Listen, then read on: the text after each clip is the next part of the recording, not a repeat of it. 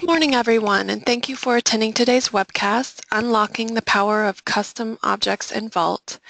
Our presenter today is Matt Lane. Matt is the Director of Consulting Services with Hagerman & Company. Before we get started, I want to let you know that you're in listening only mode. If you have questions during the presentation, you can type them into the question panel on the right-hand side of your screen, and they'll be addressed at the end of the presentation. All registrants will receive a follow-up email containing a link for the recording of this presentation. And with that, I'm going to hand things over to Matt. Thank you, Ashley, and good morning or afternoon to everyone joining us. Appreciate you taking the time to join us for this webinar on custom objects in Vault. And custom objects in Vault, I think, are a feature that a lot of people don't know about or know much about, and if they have heard of it, might be kind of intimidated by it just from the sound of it. Custom objects probably makes it sound more complicated than it is. I think you'll see after we go through the presentation here that custom objects are very easy to configure in Vault and have a lot of power and possibilities. So the objectives for this session: want to discover what custom objects are. We'll talk about how Vault security applies to custom objects, which basically works the same as with files and other types of objects or records in Vault. Really the same thing with categories, life cycles, and properties, which we'll talk about. And then we'll look at just the user interface in regard to custom objects. And one thing I do want to point out is that custom objects are a feature of Vault Professional. So for those of you who might be on Vault Basic or Vault Workgroup, custom objects are something that are not available to you. So, if you see enough power there, you might want to upgrade to Vault Pro, but please keep that in mind. Also, of course, if you have Vault Pro, you can also buy seats of the lower priced Vault Office for your non-CAD users who need to create and edit and participate in workflows. And then custom objects would work for those people with Vault Office as well. Now, when we say objects in Vault, what are Vault objects? Again, depending on the level of Vault that you're on, the two types of objects that are inherent to all levels of Vault are folders and files. Of course, the folders that you organize things into, and then the actual files that you're managing in Vault. Also, then Vault Professional adds in the capability of the item feature and engineering change orders, which then items and ECOs are also objects, or might call them record types in Vault. So those are the built-in types of objects with Vault. Custom objects, those can be, as the name implies, pretty much anything you want to manage. So you could have custom objects might be problem reports, change requests, customer requirements, transmittals. You could create a custom object called supplier and then manage all your supplier records.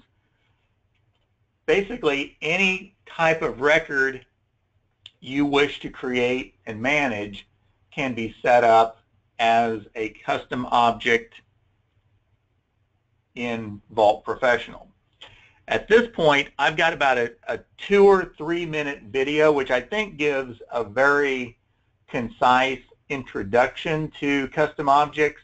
I'm going to go ahead and run that now. Once that's done, then we'll go dive deeper into the details of creating and working with custom objects.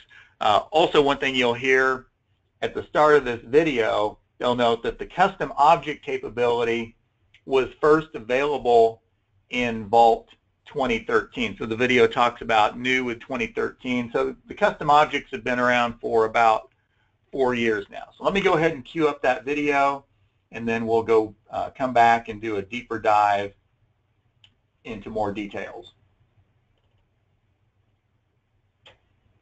Autodesk Vault Professional 2013 now enables you to document business and process data independently of files.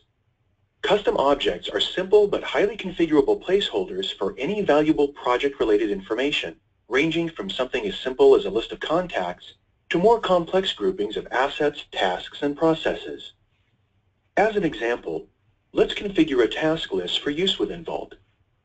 From the new Custom Object dialog, we are able to outline the basic object details such as security level and the icon to identify our new object.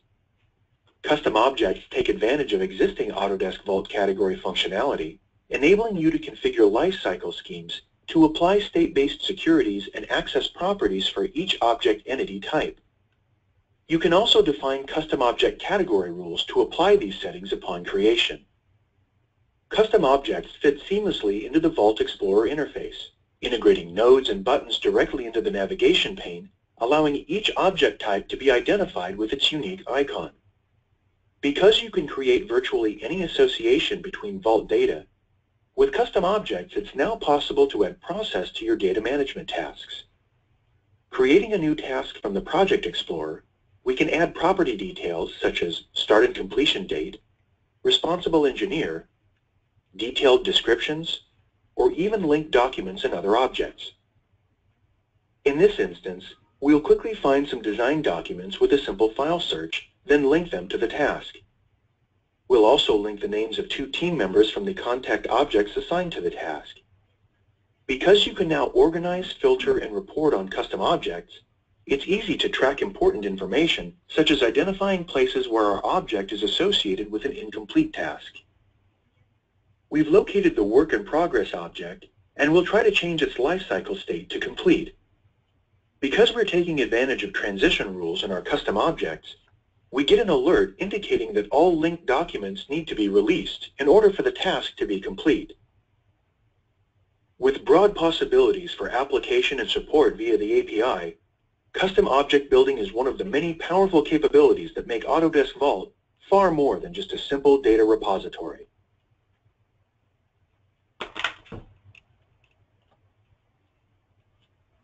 All right, yeah, I think that was a nice, quick introduction. Now we'll go into a little bit deeper dive here. Just some of the terminology, a couple terms, custom object definition and custom object instance. So defining a custom object, that would be like configuring it. Something your administrator would set up and do is, what are the different types of custom objects or records that you want to manage and track, and then each instance of that object is like a separate record. So you might have a change request, custom object definition, and then you might have 20 instances of that change request as individual records in Vault. So an administrator would define the custom object, then other users would create and edit instances of that object. And then from the point of view of an administrator versus an end user, one thing is that only an administrator will go into Vault and see the term custom object. Your other users will just see the definitions or instances such as change request, transmittal, customer, and so on. We'll also talk about security, and the security around custom objects in Vault is really the same and just as robust as your file security is, for example. There are 5 different roles associated with custom objects. There's the consumer role, 2 editor roles, and 2 manager roles. So in addition to your users being put into certain file editor roles, those users can be put into certain editor roles. And those would, of course, be, those roles would be global. You can also define Vault security at the definition level. So I, as a user, might have the ability to create and edit a change request, but I would not have the ability to create and edit a quote request, for example. You can also then go on down to the instance level. So I might have the ability to edit this change request, but not this change request. So it's really full function security in regard to custom objects. Also, state-based security in life cycles is supported with custom objects.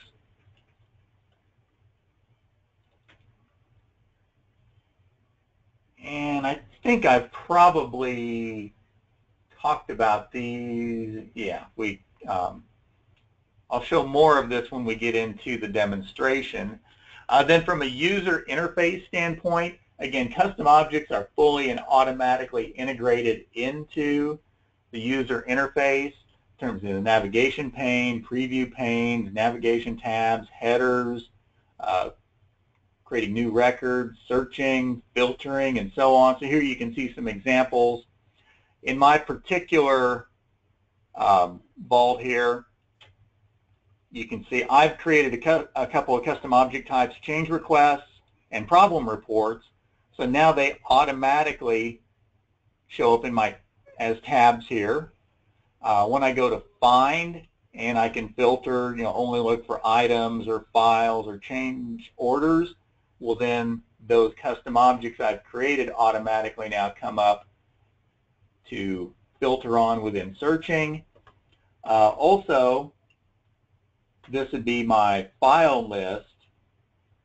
So if I click on change request here, here's my list of change requests, and I've got my column headings configured and customized. Properties, you can use existing properties that you've set up in Vault and associate them with custom objects.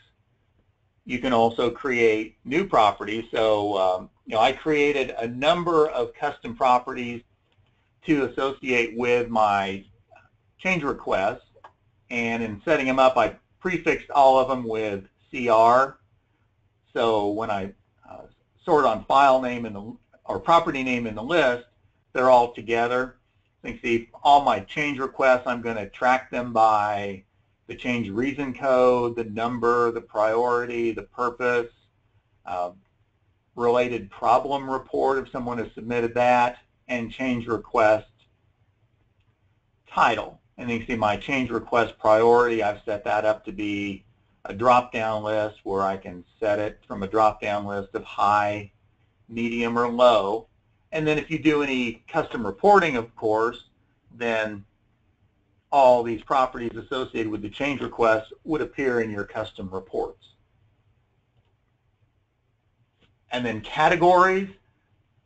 Probably a lot of you have worked with file categories where different documents can be assigned to different categories, and those categories then have different revision schemes associated with them, different custom properties associated with them, different lifecycle workflows associated with them. You can do the very same thing with custom objects. So you can see here, I've filtered and said, just show me my custom object categories, and then I could create new custom object categories if I wish. And I'm just keeping everything consistent and simple. So you can see I've got 2 custom object categories, change requests, and problem reports. And then those properties I created earlier, I assign those to my change request category. Also then, as you saw in the video, and I think this is a very good feature, is those custom objects can be linked to their related files in Vault. So if someone issues a problem report, the associated inventor model or part can be linked to that. And then life cycles, as most of you probably know in Vault, you can create custom document lifecycle workflows. Well, you can create custom workflows associated with your custom objects. So again, for consistency, I created a lifecycle definition workflow called change request, and then the change request is under creation. It's sent for review. Since it's a change request, it can either be approved or rejected. And then, of course, if the change request is approved, it would most likely spawn a change order to actually make that change. So you can build business process workflows around those custom objects you create, for putting together a sales proposal, handling a corrective action, handling a problem, whatever type of work your company or organization does. Now, one of the holes, we've done other webinars about our Lifecycle Connection product, so I don't want to go into more detail on that, but one of the limitations of the Lifecycle Workflows in Vault is that it doesn't send email notifications to people when they have work to do, or to the person's manager when someone in their department has work to do. So that can be a bit of a gap in that, I've got a change request I need to review. I have to go into Vault to see that. If you have our Lifecycle Connection product in conjunction with any life cycles, then all users would, as needed, will get email notifications that they've got some task to perform. And this is showing the setup and configuration screen with that product. As I mentioned, we've done in-depth webinars on this product, so I don't want to go into more detail on this, but it is kind of fills an important gap in kind of what we're wanting to show and talk about here this morning. Okay, so let me go to Vault, and if I go to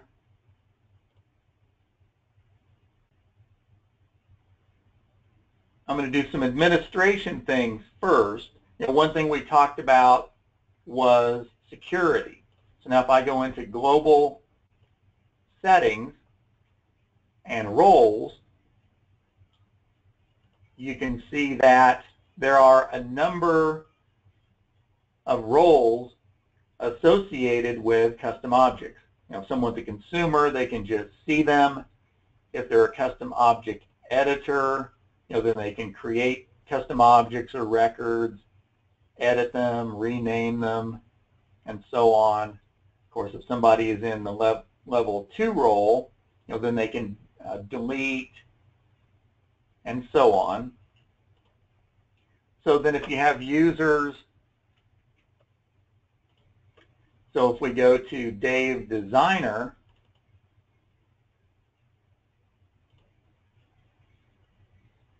maybe he needs to edit documents and edit our custom records.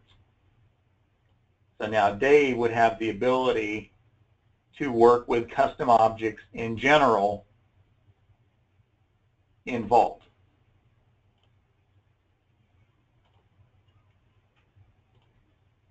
Now, as an administrator, to define a custom object, again, I go into Administration and Vault Settings.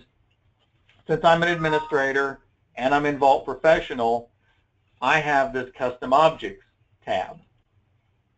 And that allows me to go in and configure custom object definitions.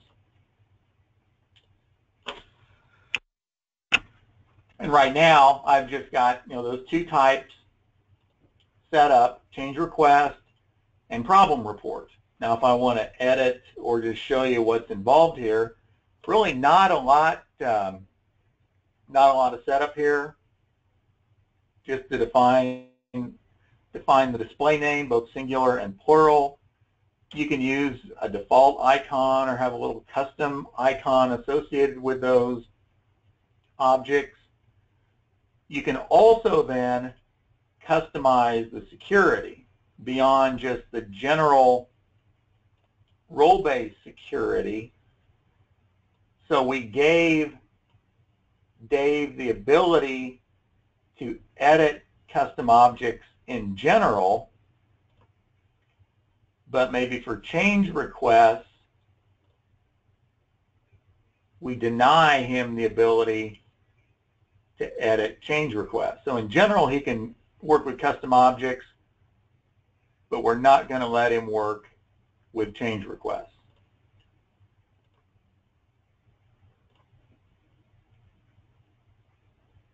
Then also, we saw in the PowerPoint and in the video, custom properties. So again, this is just exactly the same as in Vault for setting up custom properties for files. You can go in and create and edit any custom properties you want. And you can see I created a host of properties for change requests and also for problem reports, and just some basic configuration. Then I did, so that's all I needed to do there. Then I also created corresponding Vault categories. And you can see in Vault, you can have file categories, folder categories, item categories if you're in Vault Professional, or you can have custom object categories. And then, just to be consistent, I created categories that were to match the specific custom objects I created. Now, in some cases, maybe I've got a change request custom object, and maybe then there's two categories. There's an electrical change request and a mechanical change request. So when I create a change request record, it would need to go into one of those two different change request categories, and then based on the category the change request falls under, it might have a different workflow associated with it, might have different access rights to different users associated with it, might have different properties or workflows associated with it. So I'm kind of one-to-one here, which is simple, but could also be kind of confusing as why are you having to do this same thing in these different places? So you could have multiple different categories of change requests that are then handled and processed differently based on the category that they're in. So here you can see I've got my change request category, which is going to go through my change request workflow, and then my change request properties are associated with it. Same thing with my problem report.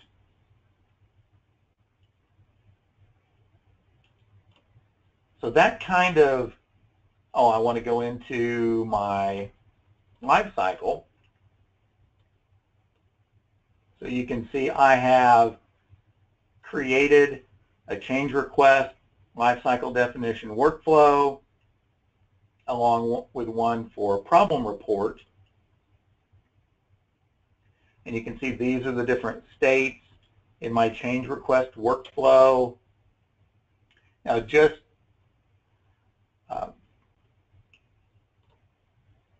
like other lifecycle workflows, I can assign it So then I've assigned it to my change request object or record. Then I can control the availability of transitions, set security, and so on, all your standard lifecycle features. So that really kind of completes my setup to configure a custom object. So you can see it's really very simple and pretty much nothing really different than standard Vault configuration. So kind of the custom object thing may sound a bit intimidating, but it's actually very simple and easy to go in and set up. So now you can see, since I've done that, my Vault user interface has automatically customized itself. So I now have a change request tab and a problem report tab. So if I click on the problem report tab, I get a list of all my problem reports, and I've only got one in here right now. So you can see my problem report number, and then all the that are assigned to it, I've captured that detailed information. And I've configured my column headings so I can see the properties as columns which I wish to. If I go to change requests, then my change request properties automatically list here. So now if I do wish to create a new problem report, again, this is just new problem report is just automatically added to the Vault UI as a result of doing that configuration you saw earlier. So I can say new problem report. It prompts me for a name. Now this is a bit crude, and so I'm going to show you something else here in a bit where things can be more customized and tailored. And so that problem report is created, and then here you can see the properties that are there.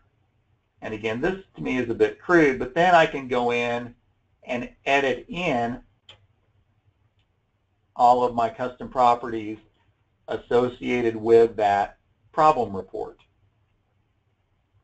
Now, associated with this, which to me is something, if you're going to use custom objects, it's really nice to use the Vault data standard in conjunction with that. Because to me, seeing properties listed over here on the side, listed alphabetically, or editing them through the previous screen, all the functionality is there, but maybe it's not the smoothest and easiest user interface.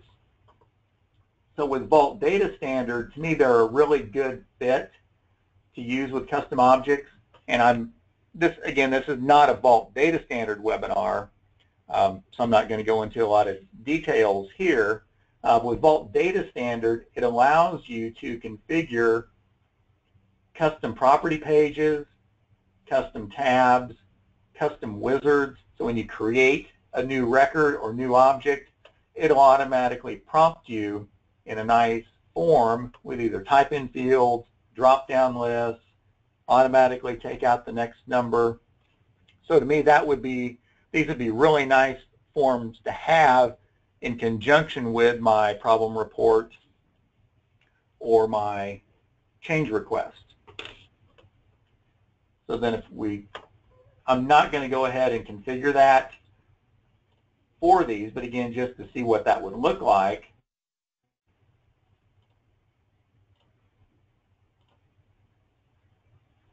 Here's my custom form associated with an inventor part file in Vault. I could have a fully customized form for a change request, one for a problem report. Then if I said edit, it brings it up in this nice form for editing.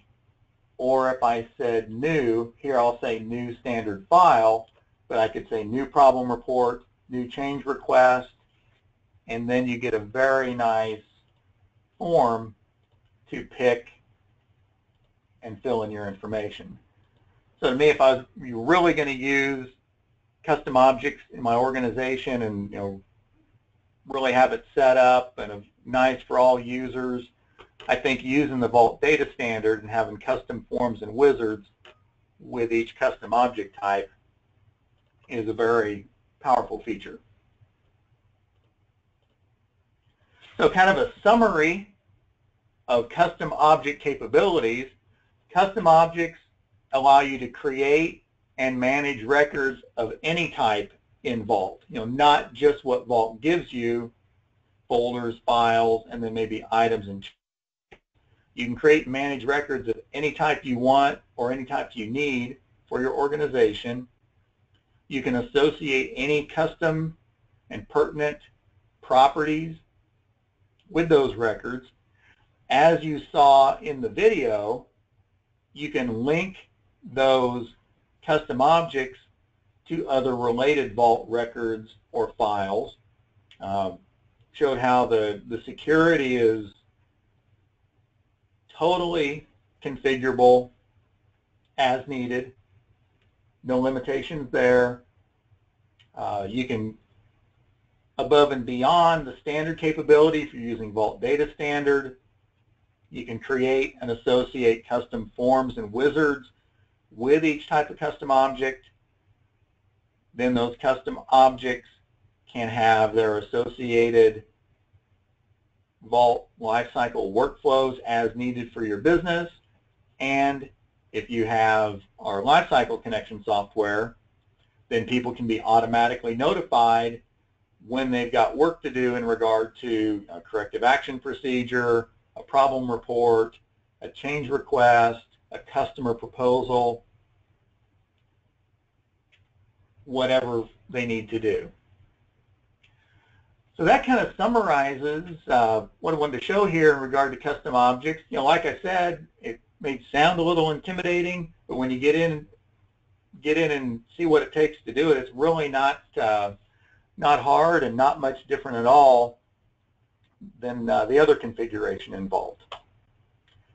So at this point, we'll open it up for questions. As Ashley mentioned at the beginning, everyone is in listen-only mode. So any questions we take, if you can type them into the question panel in GoToWebinar. So we'll go ahead and hold things open here for a few minutes or a couple minutes for questions, and then if we don't get any, then we'll go ahead and wrap the webinar. While we're waiting on any questions to come in, Ashley, do you have any wrap-up comments, instructions?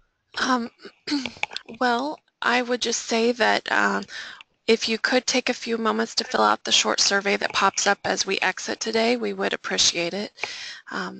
It will, and otherwise, that's all I've got.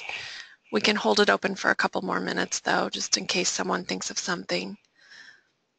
Also, if you think of additional questions, you can simply reply to that confirmation email you received from GoToWebinar, and that will come to us, and we can route those to Matt to get your questions answered.